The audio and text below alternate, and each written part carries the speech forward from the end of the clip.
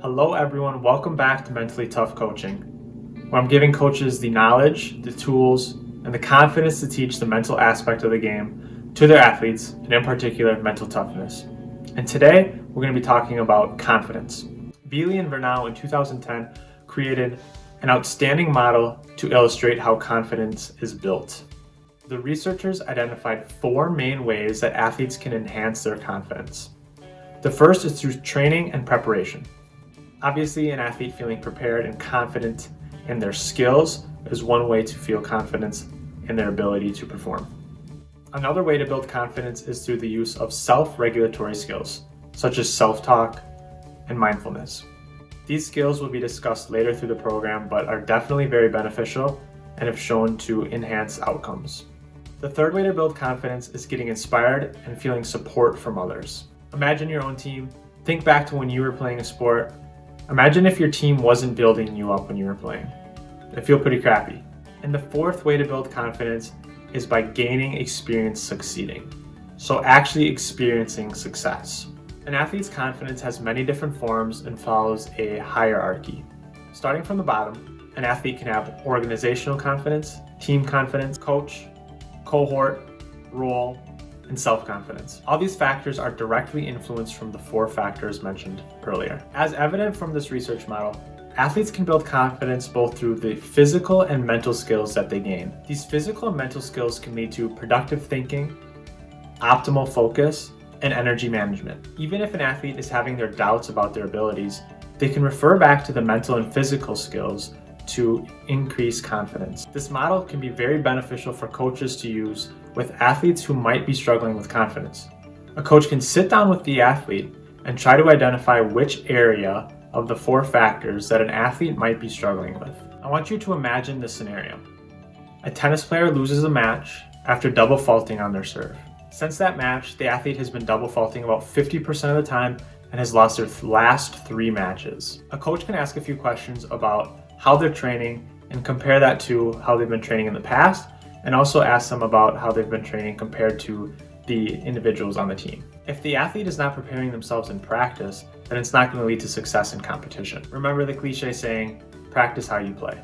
The next question can be about their use of mental skills both in practice and their competition. Tennis is a game where you have to have a short memory. One set does not define the match, so overcoming the mistake is crucial. The third thing that the coach could talk about is the support system. Maybe even reflecting on one's own coaching abilities might be beneficial.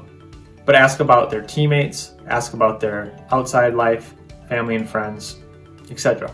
If the athlete does not feel that they're getting the support that they need, it might be one of the reasons why they're not playing up to their expectations and their abilities. Lastly, ask the athlete what success looks like to them. Ask the athlete if they've set any goals and if they're currently pursuing those goals and working towards them. By going through some of these questions, a coach can get a better understanding of the areas that an athlete might be struggling and help them work towards them. So going back to the 4 factors that influence confidence, let's think about the training and preparation factor, also known as perspiration. A coach has a great influence on this factor, obviously.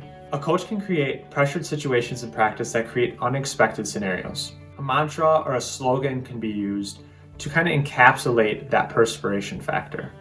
One of the more common ones is 1% better every day. I like the one, no bad days. The athlete then can think about what things they need to do to maybe be 1% better that day.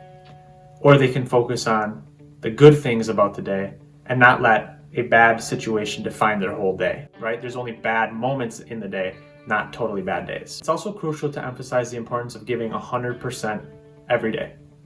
However, we recognize that it's really impossible to be 100% every day. Maybe we're experiencing some soreness, some pain, some outside difficulties such as focusing on schoolwork, classwork, whatever it may be. So the big thing is recognizing that an athlete is not going to be 100% every day. Maybe they're only 75% that day, but emphasize the importance of giving 100% of that 75% for that day. Remind your athletes that the best athletes don't wait until they feel like performing great.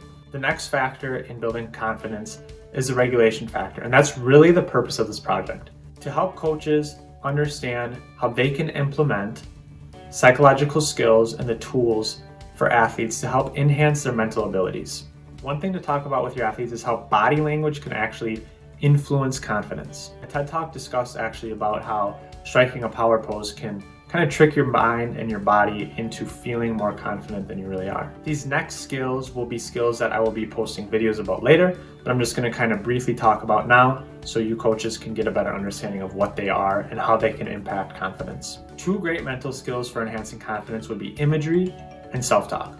Imagery can help the athletes visualize what success looks like by using the 5 senses to create a scene in their head where they're experiencing confidence. Positive self-talk can help an athlete perform at their peak, which of course would enhance confidence. Using an acronym such as ACT can help an athlete overcome a mistake. The A stands for accept, so accept that mistake. C stands for center, so maybe take a deep centering breath, maybe teaching a cue, visual cue, and then think about what you need to do right now to overcome that mistake. A coach also has a really direct influence over the inspiration factor.